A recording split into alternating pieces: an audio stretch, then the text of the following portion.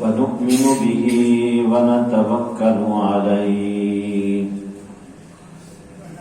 ونعوذ بالله من شرور أنفسنا ومن سيئات أعمالنا من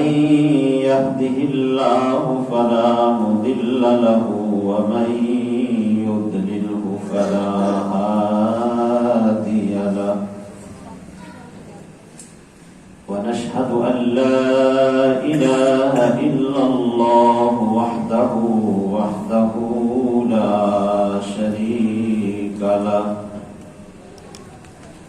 لا شريك له ولا نظير له ولا مثل له ولا مثال له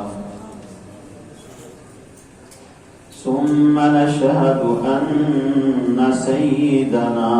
وسندنا ونبينا ومولانا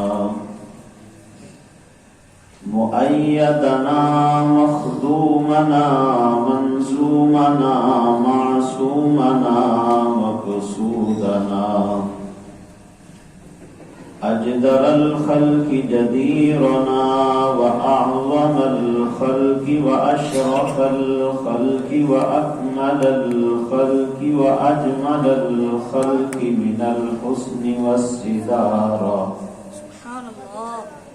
أعلانا وأجلانا وأزهدنا وأرفقنا وأنورنا ثم نشهد أن سيدنا وسندنا وشفيعنا وشفيقنا خاتم الأنبياء والمرسلين سبحان الله وأفضل الخلائق سيد الأولين والآخرين أحمد الأنبياء محمدا عبده ورسوله أما بعد فأعوذ بالله من الشيطان الرجيم بسم الله الرحمن الرحيم يا أيها الذين آمنوا لا ترفعوا أصواتكم فوق صوت النبي ولا تجهروا له بالقول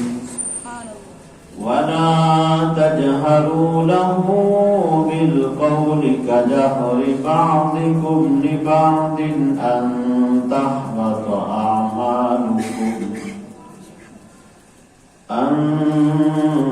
تحبط أعمالكم وأنتم لا تشعرون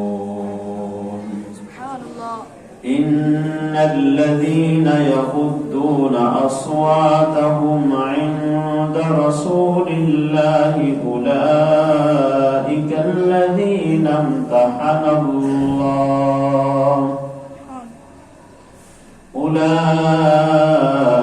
الذين امتحن الله قلوبهم للتقوى لهم مغفرة وأجر عظيم إن الذين ينادونك من وراء الحجرات أكثرهم لا يعقلون آمنت بالله صدق الله مولانا العظيم وبلغنا رسوله النبي الكريم الأمين الرؤوف الرحيم إن الله وملائكته يصلون على النبي يا أيها الذين آمنوا صلوا عليه وسلموا تسليما سمع الكبر الصلاة والسلام عليك يا سيدي يا رسول الله وعلى آلك وأصحابك يا حبيب الله الصلاة والسلام عليك يا نبي الله وعلى آلك وأصحابك يا محبوب الله سرکار کے اوصاف کا اظہار کریں گے، ہم پہ بھی کرم سید ابرار کریں گے، سرکار کے اوصاف کا اظہار کریں گے، ہم پہ بھی کرم سید ابرار کریں گے، ہم پہ بھی کرم سید ابرار کریں گے۔ سرکار کی توصیف وظیفہ ہے زباں کا، سرکار کی توصیف وظیفہ ہے زباں کا، یہ جرم اگر ہے تو کئی بار کریں گے، جرم اگر ہے تو کئی بار کریں گے، سرکار کے اوصاف کا اظہار کریں گے، ہم پہ بھی کرم سید ابرار کریں گے۔ مشکل کہاں میں قبر میں احساس نہ ہوگا، مشکل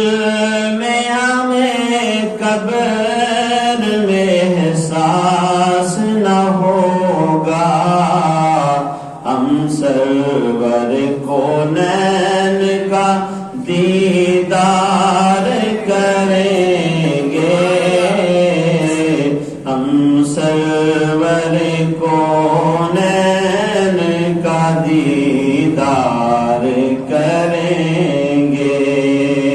ہم پہ بھی کرم سید ابرار کریں گے۔ جاؤ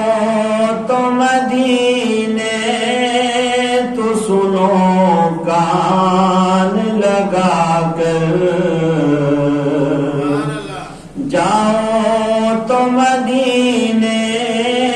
تو سنو کان لگا کر،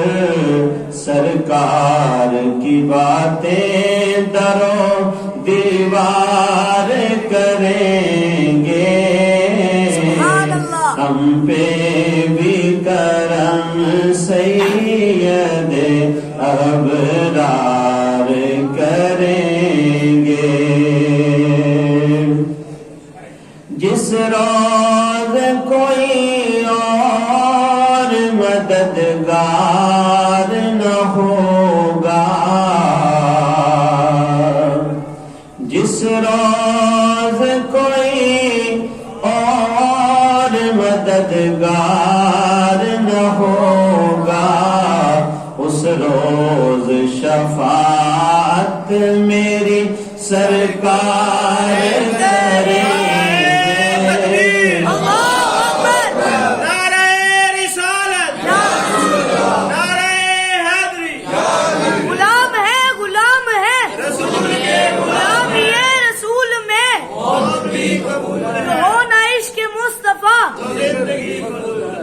جس روز کوئی اور مددگار نہ ہوگا، اس روز شفاعت میری سرکار کریں گے، ہم پہ بھی کرم سید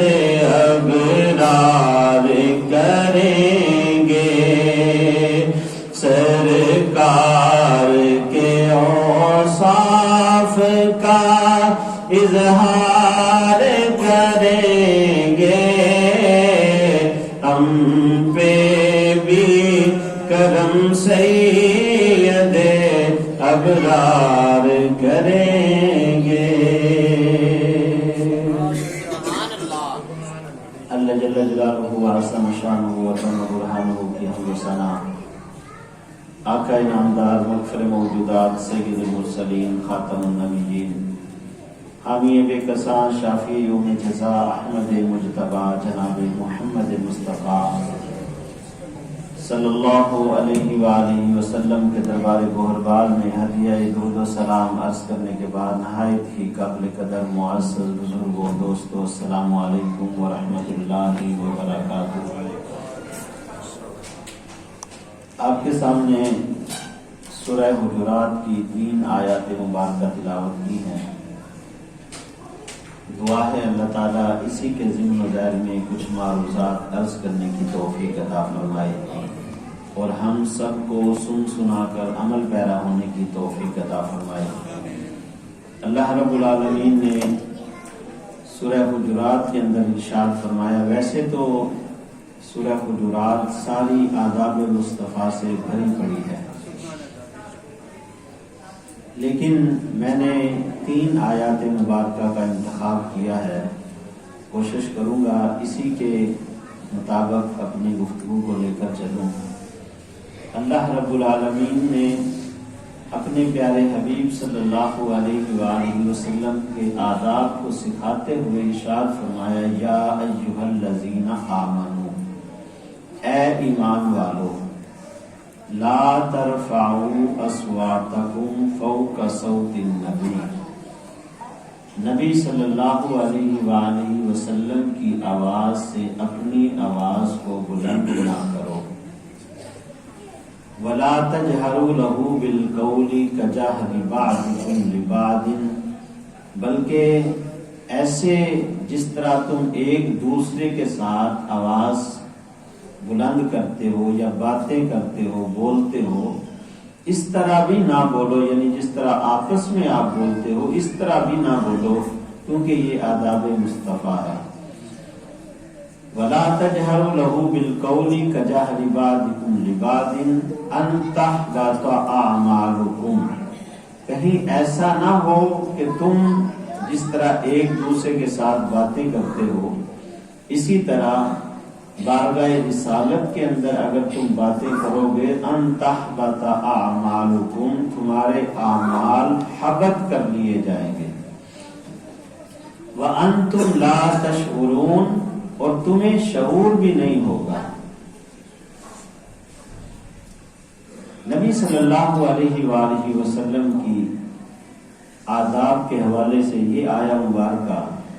آج بھی آپ روزہ پاک پر جائیں، اللہ تعالیٰ نے جن کو یہ سعادت نصیب فرمائی ہے تو ابھی بھی یہ آیہ مبارکہ روزہ مبارک کی جالیوں کے اوپر لکھی ہوئی ہے، اور جب یہ آیہ مبارکہ پڑھی جاتی ہے تو دل کے اندر اسی ٹائم خیال آ جاتا ہے کہ واقعی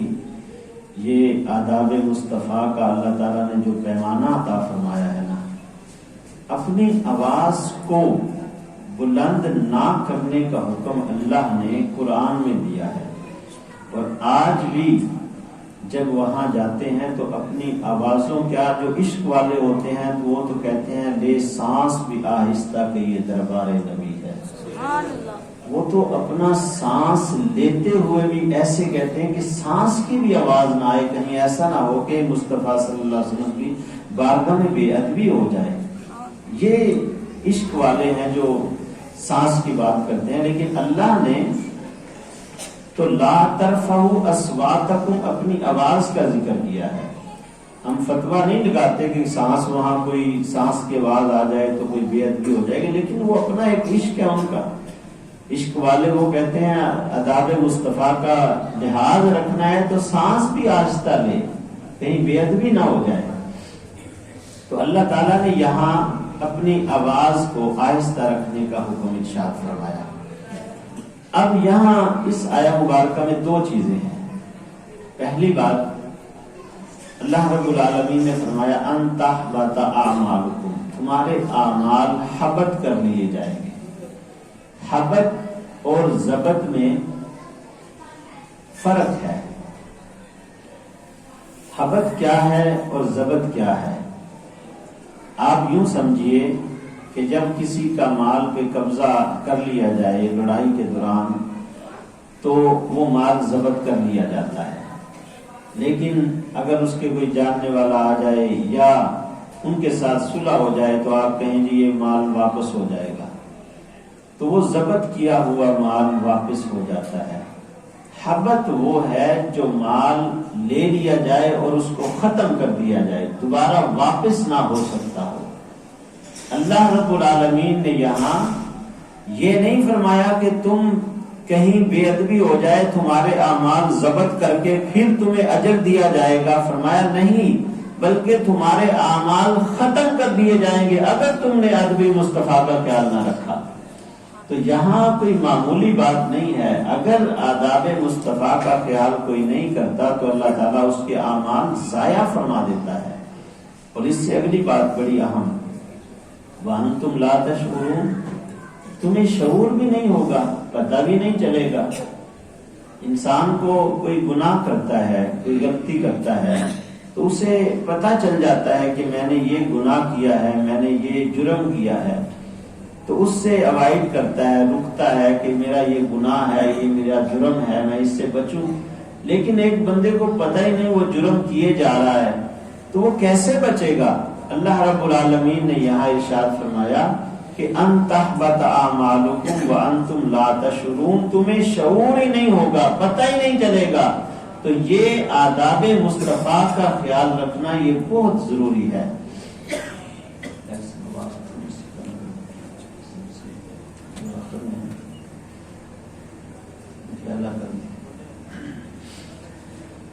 تو اللہ رب العالمین نے یہاں آداب مصطفیٰ کا خیال رکھنے کا ارشاد فرمایا۔ اب اس آیہ مبارکہ کا شان نزول سماعت فرمائیں۔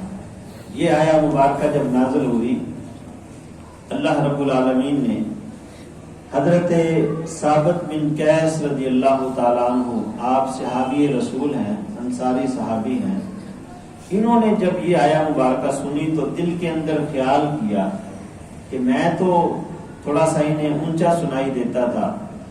میں تو حضور علیہ الصلوۃ والسلام کی بارگاہ میں اونچا بولتا تھا، تو یہ تو آیت میرے بارے میں نازل ہوئی ہے۔ اور تمام مفسرین نے، امام رازی کو اٹھا لیں، امام سیوطی کو اٹھا لیں، اور اس کے علاوہ تفسیر ابن کثیر کو اٹھا لیں، ہر مفسر نے اس کو بیان فرمایا ہے کہ جب یہ آیہ مبارکہ نازل ہوئی تو حضرت ثابت بن قیس نے اپنے آپ کو اپنے گھر میں بند کر لیا کہ میں تو بارگاہ مصطفیٰ میں اونچا بولتا تھا، میری آواز اونچی ہوتی تھی، اس لیے میں نبی صلی اللہ علیہ وسلم کی بارگاہ میں اونچا بولتا تھا، میں تو برباد ہو گیا ہوں، میرے تو اعمال ضائع ہو گئے ہیں، لہذا آپ نے یہ ارادہ کر لیا نہ حضور کی بارگاہ میں جاؤں گا، نہ دوبارہ کوئی بے ادبی کر سکوں گا۔ گویا اپنے آپ کو گھر کے اندر محصور کر لیا کہ گھر سے نکلنا ہی نہیں ہے، کیونکہ حضور کی بارگاہ میں جاتے تو جس کو اونچا سنائی دیتا ہے نا، وہ سمجھتا ہے سارے ہی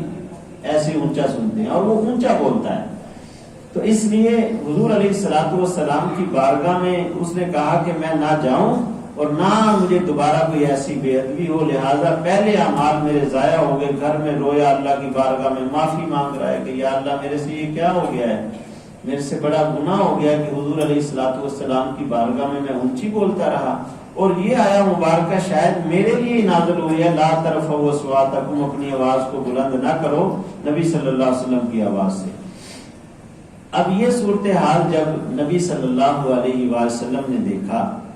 کہ میرے صحابی 2-3 دن سے نظر نہیں آ رہے، تو حضرت تمیم رضی اللہ تعالیٰ عنہ، یہ صحابی رسول ہیں، ان سے پوچھا اور دیگر صحابہ سے پوچھا، انہوں نے کہا جی پتہ کرتے ہیں، نظر نہیں آ رہے۔ جب پتہ کیا تو ساری معلومات لی تو بتایا گیا کہ انہوں نے تو اس وجہ سے اپنے آپ کو گھر میں رکھ لیا کہ حضور کی بارگاہ میں اونچا بولتا ہوں، میرے تو اعمال برباد ہو گئے ہیں، میں تو سارے اعمال ضائع کر بیٹھا ہوں۔ حضور علیہ الصلوۃ والسلام کو جب پتہ چلا تو فرمایا کہ ثابت بن قیس کو بلا کر لاؤ، اس کے اعمال ضائع نہیں ہوئے، بلاؤ اسے۔ اب حضرت ثابت بن قیس رضی اللہ تعالیٰ عنہ کو بلانے جب گئے، اس آس پہ جیتا ہوں کہہ دے کوئی یہ آ کر چل تجھ کو مدینے میں سرکار بلاتے ہیں۔ تو یہ تو خواہش ہوتی ہے ہماری، آج 1400 سال بعد بھی یہ خواہش ہے کہ کوئی یہ کہے تو چلے، یہ کہہ دے کہ آؤ تجھے مدینے بلا رہے ہیں، اور مدینے کا جو بلاوا آتا ہے تو انسان بڑا خوش ہوتا ہے۔ تو یہ تو سرکار کی بارگاہ تھی نا کہ آؤ بلاؤ ذرا ثابت بن قیس کو میری بارگاہ میں حاضر کرو، اور وہ ثابت بن قیس ڈر رہے تھے کہ پتہ نہیں کیا ہوگا، میرے اعمال ضائع ہو گئے ہیں۔ اب نبی صلی اللہ علیہ وآلہ وسلم نے جب بلایا تو آپ نے حضرت ثابت بن قیس حاضر ہوئے تو آگے سے ارشاد کیا فرمایا وہ سماعت کیجیے اور اپنا ایمان تازہ کیجیے۔ نبی صلی اللہ علیہ وسلم نے 3 خوشخبریاں سنائی۔ کتنی؟ 3 خوشخبریاں سنائی حضرت ثابت بن قیس رضی اللہ تعالیٰ عنہ کو۔ پہلی یہ خوشخبری اما ترضى ان تعيش حمیدا، فرمایا اے ثابت بن قیس کیا تو اس بات پہ راضی نہیں کہ تو اچھی زندگی گزارے؟ اب